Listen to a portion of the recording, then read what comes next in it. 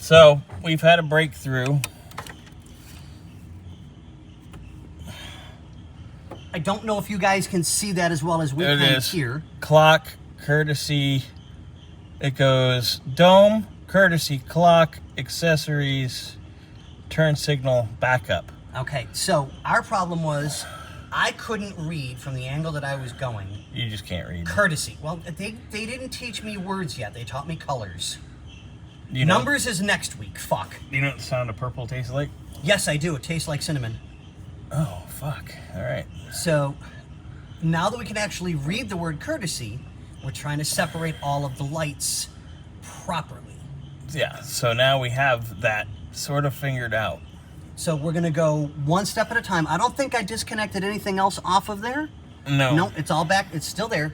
So we're going to add power to the car and see if we can get the dome light to come on with the switch and go off with, I'm sorry, have the dome light come on with the door jam switches when you open up the doors. That would be the courtesy lights, not the dome lights. Okay, so we'll have to close the car up. Dome is separate switch on this car. Okay, so dome and courtesy, and see if we can get to respond that way.